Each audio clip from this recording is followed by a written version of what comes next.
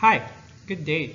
This is Ken and this is a course on electromagnetism, and on our first lesson we are going to talk about the electric force, electric field, electric flux, and potential.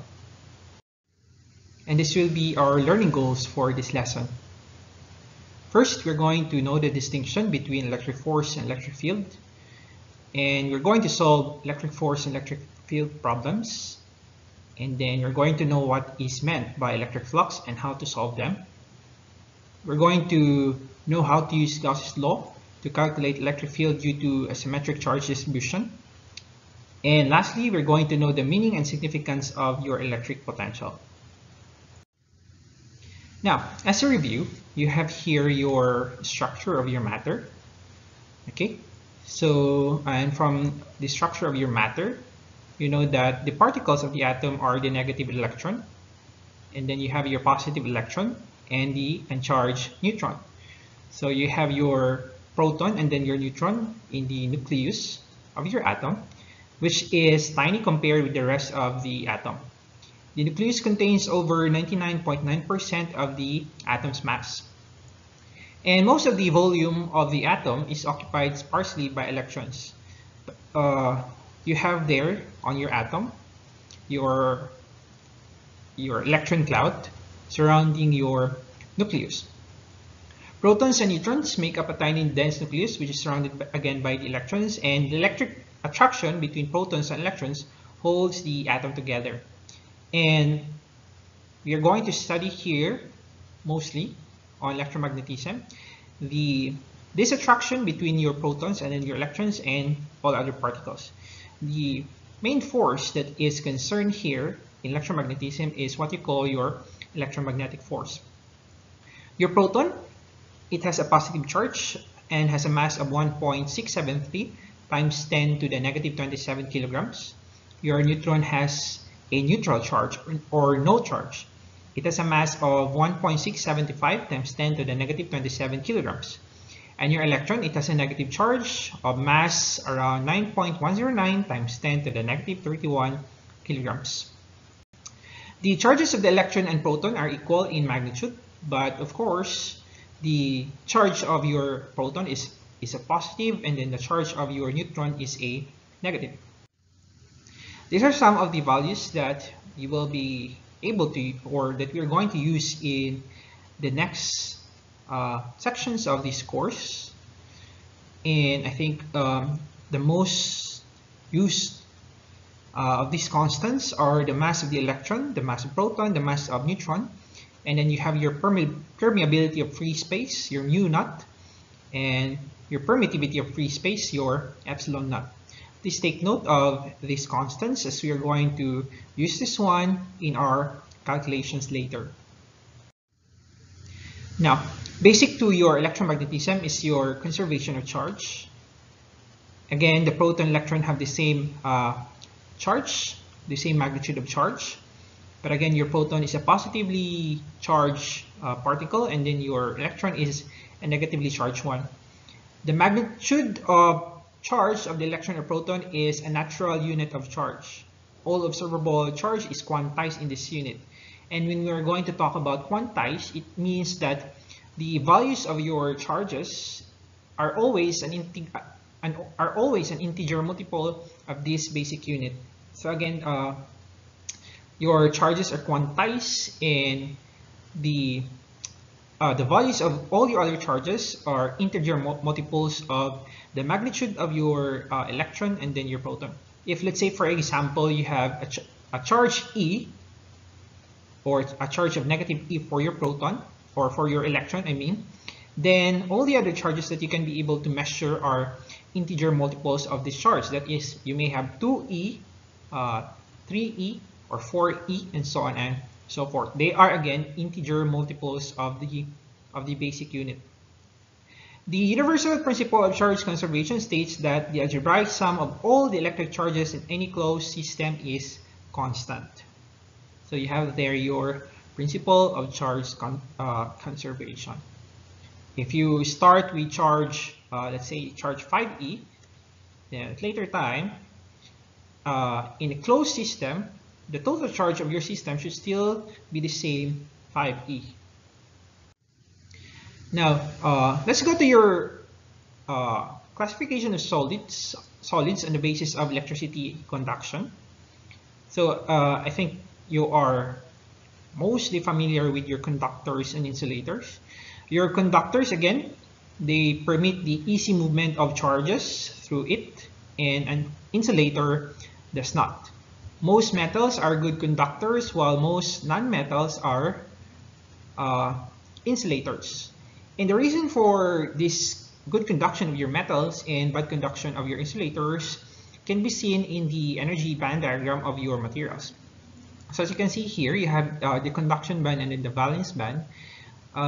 Your conduction band and valence band for your conductors are close together, and they also overlap. And if you're going to see here, if you have some charges here in the valence band, they can easily move towards the conduction band because there is no gap in between. If you're going to compare that one with the energy diagram of your insulator, there is this wide gap, which is around 5 electron volts for your insulators. And this energy gap is what makes your insulators bad conductors of electricity, because there will be difficulty for your charges to cross from the valence band towards your conduction band. And lastly, you have your semiconductors. These are intermediate. These are materials which are intermediate in their properties between the good conductors and good insulators. So it's not a conductor, it's not an insulator, but its properties are in between them. It depends on how you're going to tailor the properties of your semiconductor and this will make your semiconductor a very interesting material to look into. Most semiconductors have energy gap that is just around 1 electron volt, 1 to 3 electron volt. And we are going to know more about these materials, especially your semiconductors, in the next chapters of this course. Now, basic to your electricity, basic to the study of your electricity is your Coulombs law. Your Coulombs law states that the magnitude of the electric force between 2 point charges is directly proportional to the product of their charges and inversely proportional to the square of the distance between them. Now, say for example, you have here 2 positive charges, Q1 and Q2. And then if you want to know the force that, let's say, your Q1 exerts on Q2, or the force that your Q2 exerts on Q1, your F2 and 1, you can find it using your Coulombs law. And according to Coulombs law, you have that the magnitude of the electric force between the 2 point charges is directly proportional to the product of their charges and inversely proportional to the square of the distance between them. Now, you have the magnitudes of your charges, Q1 and then Q2. And again, these magnitudes of their charges are quantized. So the electric force is just the product of their charges and inversely proportional to the square of the distance r between them. Okay, so that is your F1 on 2 is equal to your F2 on 1 by some magnitude that is equal to K, the product of Q1 and Q2 over r squared. Now, your F1 on 2, the force exerted by Q1 on Q2 is equal to your F2 on 1, that is the force exerted by Q2 on 1. But by Newton's third law, they have the same magnitude, but the forces are exerted in opposite directions. So as you can see here, F1 is directed downwards to this direction here, while your F2 is directed upwards in this direction here. They have the same magnitude, a magnitude of equal to K times the magnitude of Q1 and Q2 over r squared. But again, they are they're exerted in opposite directions. If instead you have charges of opposite sign, the basic of this one is that like charges repel and unlike charges attract from your high school physics. And if the charges are of opposite sign, and let's say your Q1 is a -1 and then your Q2 is a +1, the force that Q1 exerts on 2 is this one attractive, and it goes upward, and then the force that F2 exerts on 1 is downwards, still attractive towards your positive charge Q2. Again, mathematically, you have your force from your Coulombs law that is equal to F times, or F is equal to K times Q1 over Q2 over R squared, where your K is a constant that is equal to 1 over 4 pi epsilon naught Q1 times Q2 over R squared. Your epsilon naught here is your permittivity of free space, which we have seen in the previous slide. The SI unit of your electric charge is in coulomb, so 1 coulomb. Okay, and your K is your constant K that is equal to 8.898 times 10 to the 9 newtons times meter squared over coulomb squared. Again, this is your Coulombs law, the force between 2 point charges. You have your 1 over 4 pi epsilon naught Q1 Q2 over R squared. So that means your 1 over 4 pi epsilon naught, this one here, which is just your K, has this value. And again, your permittivity of free space, epsilon naught, has a value of 8.854 times 10 to the negative 12 coulomb squared per newton that meter squared. And your 1 over 4 pi epsilon naught, which is equal to K, has this value. But for simplicity of doing your solutions, in examples and problems, we'll often use the approximate value of your 1 over 4 pi epsilon naught, or K, to just be around 9 times 10 to the 9 power newton times meter squared per coulomb squared.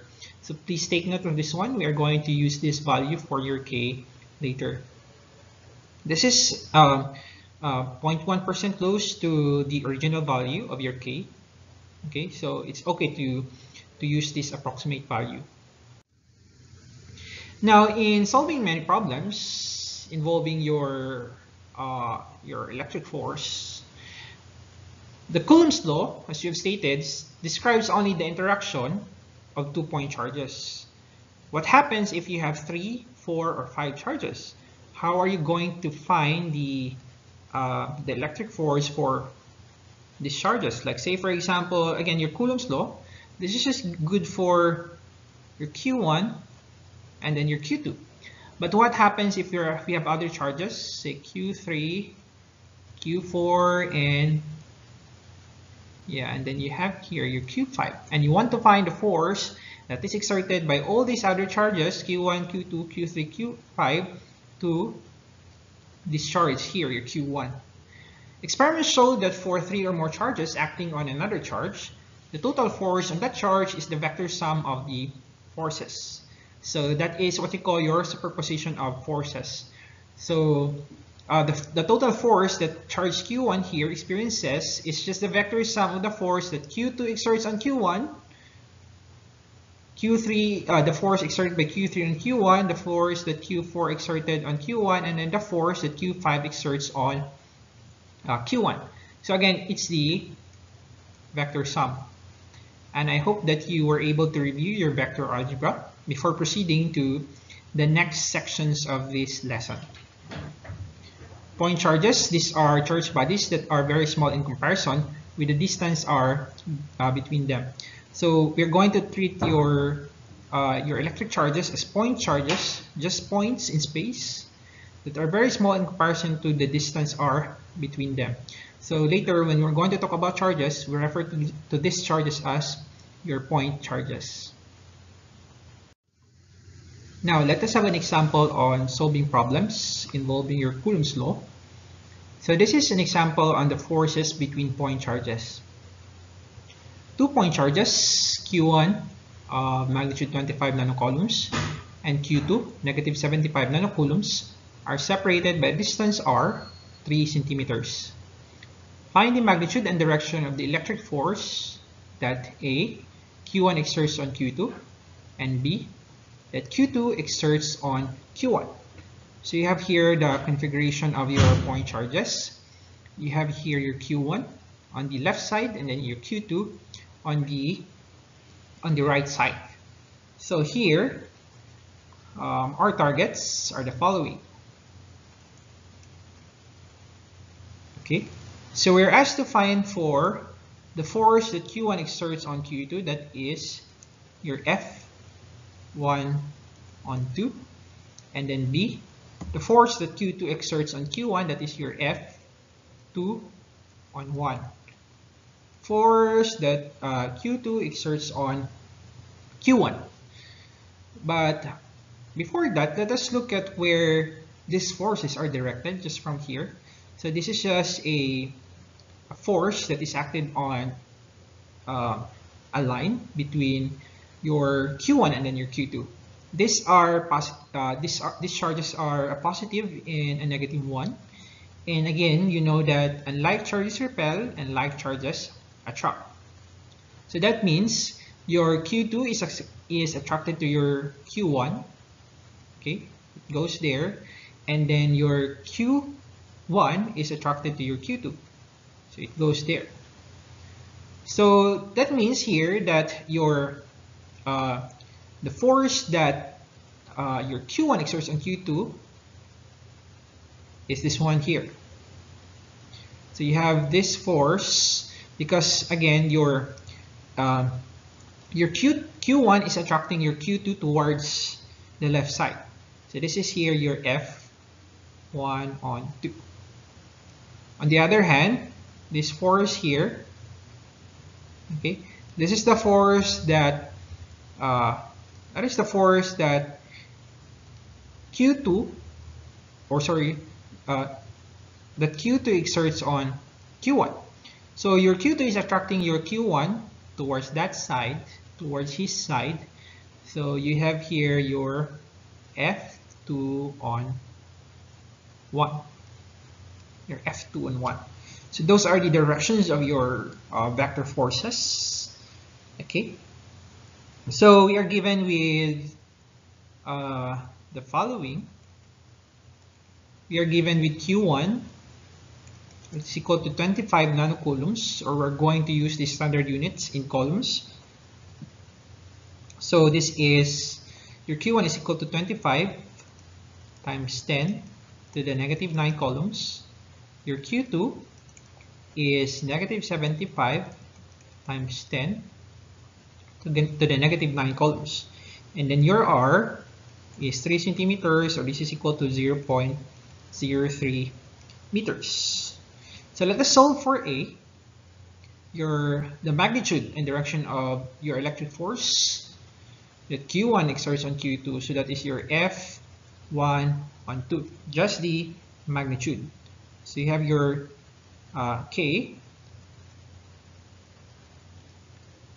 So you have again your K. Sorry, let me erase this one first.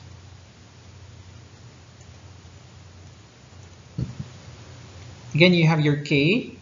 You have your Q1 times your Q2. That is the absolute value, because we are just referring to the magnitude, divided by your R squared. You know already your K, and you know your Q1 and Q2, and then you also have your R squared. And you can calculate this one and find that the magnitude of F1 and 2 is equal to 0.019 newtons. So please pause the video for a while in order to verify that this is indeed the right answer. Now we're asked of the direction of this F1 on 2.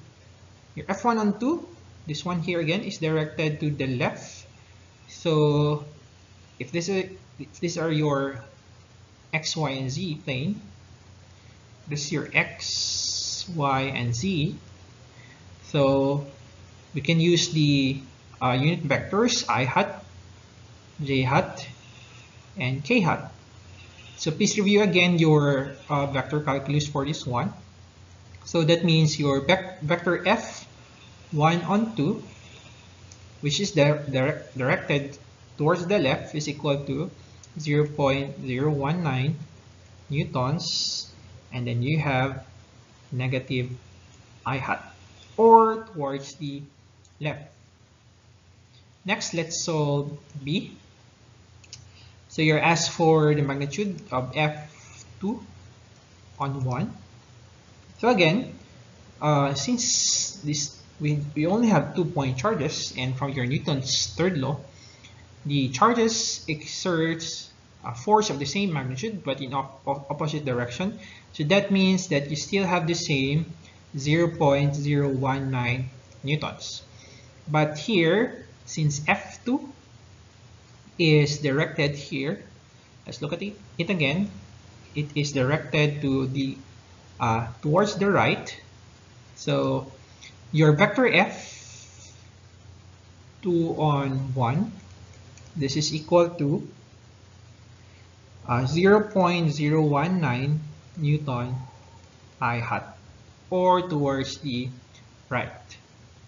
Okay. There is a lesson for your vectors on this channel, and you can watch it if you want to review your vector analysis. Now let's have another example. This is the electric forces in a plane. So in this example, you have 3 charges. And since your Coulombs law is only valid for 2-point charges, we are now going to apply here your superposition principle to solve the problem involving these 3 charges here. So the problem is you have 2 equal positive charges, Q1 and Q2, of magnitude 2 microcoulombs that are located at x equals 0, y 0.30 meters, and x equals 0, y equals negative 0.30 30 meters respectively. So one of the charges, Q1, is on the positive y-axis, and the other one is on the negative y-axis. So they are separated from the x equals 0 by 3 meters upward and then 3 meters downward. Okay, so what are the magnitudes and direction of the total electric force that Q1 and Q2 exert on a third charge Q of magnitude 4 microcoulombs at x equals 0.40 meters and y equals 0? So in this problem, you have a third charge, which is Q, your big Q, located on 0.4 meters in the x-axis. So you have here again 3 charges, Q1, Q2, and then your Q3.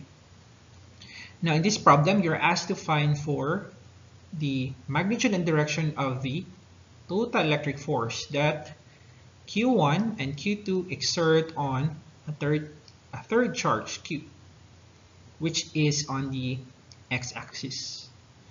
So in order to use or to solve this problem, you have to use your superposition principle. So you can solve this one first. If this is your Q1 on top and then your Q here on the x-axis. Now since these are same charges, so they repel, so that means Q1 will try to repel Q2 along this line of action here. So your Q1 will repel Q2 here. So this is your force F1 on Q. So again here, since your Q1 and Q are both positive charges, so they repel, Q1 will try to repel Q2 along this line of action, this one here, along this line here, towards the other side here. So it will be repelled. Okay, and Q2 on the other hand, since this is also a positive charge and Q is again a positive charge, so your Q2 will try to repel your Q along this line of action. So you have your F2 on Q. If instead your Q was a negative or your Q1 and Q2 are negative, so you'll have the opposite forces. So it will be attracted towards your Q1 and it will be attracted towards your Q2. But since these are positive charges, they are repelled along this line of action. So your line of action is the line in between your point charges, the direct line between your point charges. Okay, so you have here your 2 forces, your F2 on Q and then your F1 on Q. And again, from your superposition principle,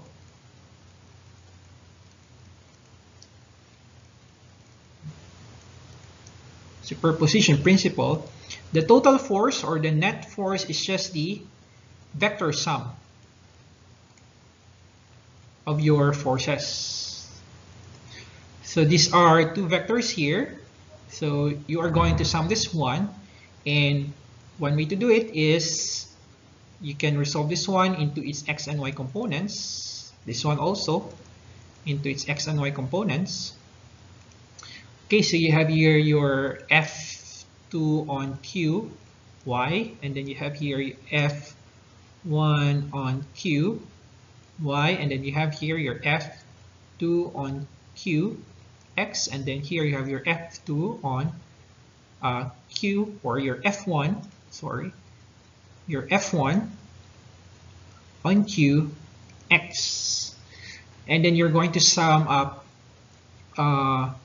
your vector components, and then you try to find your vector, okay, your total electric force vector using your vector analysis. But as you can see here, since these are the same charges, you have your Q1 and Q2 have the same magnitude and they act on the same Q. You'll see from your vector analysis that your F2 and Y, this one here, will just cancel with your F1 and Q, Y. So that means the net external force is exerted somewhere around here. So the force that your Q1 and then your Q2, again your force at your Q1 and then Q2 will exert on your charge Q will be directed along this line here, along the x-axis. But let us try to prove that one. Let us solve this one. Let's see if it is indeed that the force, the total electric force, is directed along this line here. Again, you can solve this one using your vector analysis. Okay, so let us solve the problem.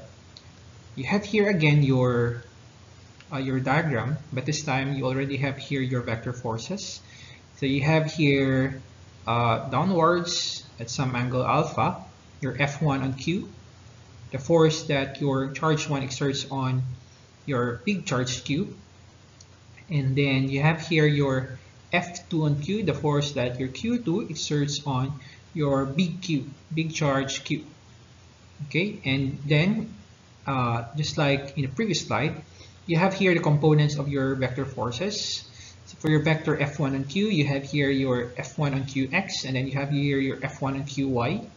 And for your F2 on Q, you have here your F2 on QY, and then you have here your F2 on QX. Okay, you can solve this one by just adding these components, your F2 on QY, and then your F1 on QY, and then also adding this one. You'll see that this one here will just cancel with this component here, and you are left with your X components. So that means that the net force exerted by Q1 and Q2 on Q is directed along this line here. And you can also verify it using your parallelogram method. From these two vectors, you can draw parallel lines, one parallel to your F1 and another parallel to your F2. And then the net force is just from here, from the origin towards the opposite side. So this one here is your F net. Okay, that is from your parallelogram method. But let us solve this one. Again, you can solve this one using your vector algebra. But let me introduce you to this convention. You have your vector r is equal to the magnitude of your r times your unit vector r hat that points in your vector r. Okay, so from that you have you can see that you can find your unit vector r hat should just be your vector r. This is over the magnitude of your r. And if you're able to review your vector analysis, you see that your vector r is just the sum of this one. So you have your xi hat plus your yj hat plus your zk hat, and this is divided by the magnitude of your r, or From the Pythagorean theorem, you have your x squared plus y squared plus z squared, and then you get the square root. Okay, so you have that one, and let's solve the problem. In solving the problem, you're going to use this one here, your unit vector r hat, to make the solution more easier. Okay, so our target is to find the net force on Q. Okay, so by applying your Coulombs law, you have your first your F net. This is equal to your F1 on Q plus your F2 on Q. So let us find your F1 on Q, and then let us find later your F2 on Q. Now let's use the vector notation of your vector F. So you have your F1 on Q is equal to your K, Q1, sorry, FQ1, Q2 over R squared, and then times your unit vector R hat. Here we have your, sorry, let's replace this one. This is your big Q.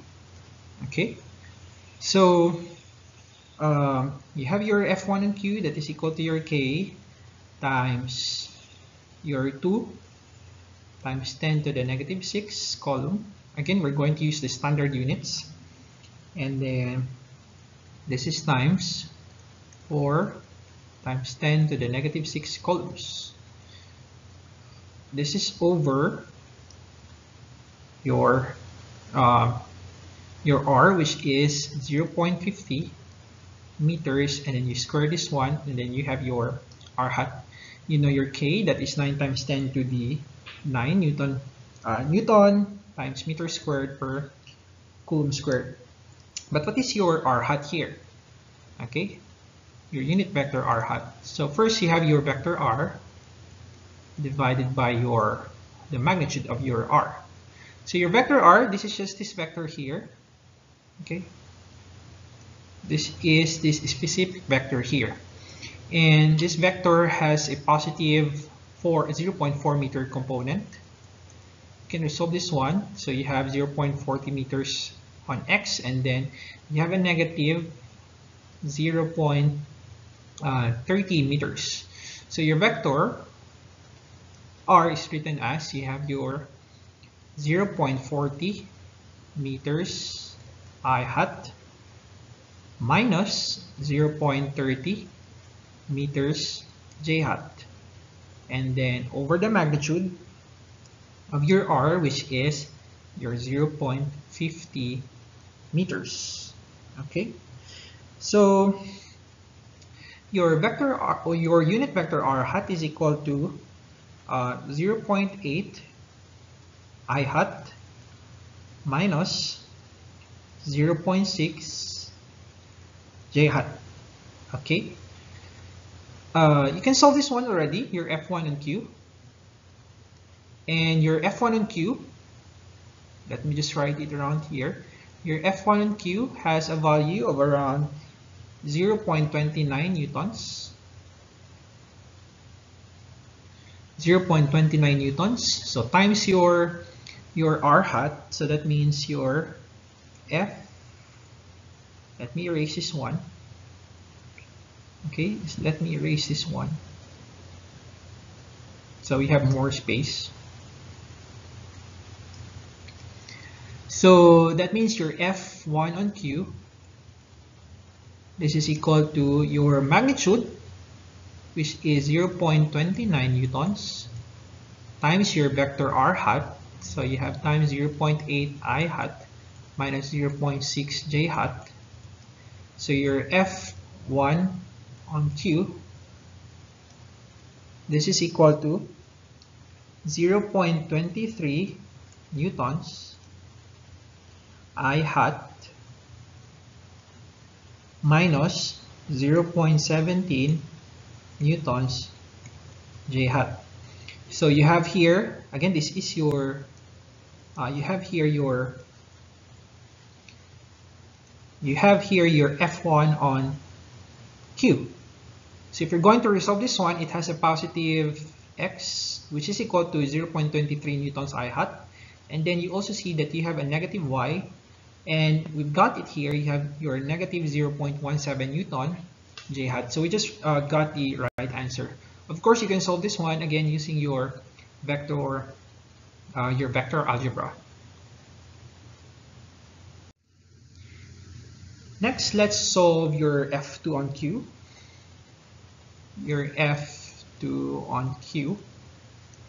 Okay, so for your F2 on Q, again, you can write this one as your F2 on Q magnitude times your R hat. So you have your K Q2 Q over R squared times your unit vector R hat. But these are just the same, or these charges, your Q1 and Q2 have the same magnitude. So that means your F2 on Q, the magnitude is still 0.29, just like your F1 on Q. But as you can see here, your F2 on Q is directed on a different axis. So we're going to find that R, your unit vector R hat, okay? So this is again your vector R divided by the magnitude of R. So let's look at here. Okay, this is your vector R. So if you're going to resolve this one, it has a positive Y and then a positive X. So that means you have your 0.40 meters I hat plus 0.30 meters J hat. Again, it's a positive, both positive, because as you see here, the components are both positive. Okay, and its magnitude of R is equal to 0.50 meters. Your R hat, your unit vector R, is equal to just the same 0.8 I hat plus 0.6 J hat. Okay, and we go back here. So your F2 on Q is equal to your 0.29 newtons. This is, by the way, newtons, times your 0.8 I hat plus 0.6 J hat. So you get the same answer of your F2 on Q. You have 0.23 newtons I hat plus 0.17 newtons J hat. So both positive components, as you can see here. Your X is positive, your Y is also positive. So we now have your F2 on Q, and then you also have now your F1 on Q. And now we're down to the last part of our solution. So we're now we can now solve your F net on Q, or your F total on Q. Again, from your superposition principle, this is just your F1 on Q plus your F2 on Q. Okay, so earlier from our parallelogram method, we're able to find that when we draw parallel lines around here, we're able to find that the net force is this one here. Okay, now let's see if it is indeed that one, if it's just along the x-axis, by solving or by adding now our two vectors, F1 on Q and F2 on Q. So your F1 on Q, again, you have 0.23 newtons I hat minus 0.17 newtons J hat plus your F2 on Q, you have 0.23 newtons I hat plus 0.17 newtons J hat. You'll see that your J hat components just cancel out. So you're left with the two X components. which is equal to 0.46 Newton I hat. So this is your F net on Q. Okay, this is now the net force exerted by your Q1 and Q2 on your charge Q. And as you can see, it has just the X component.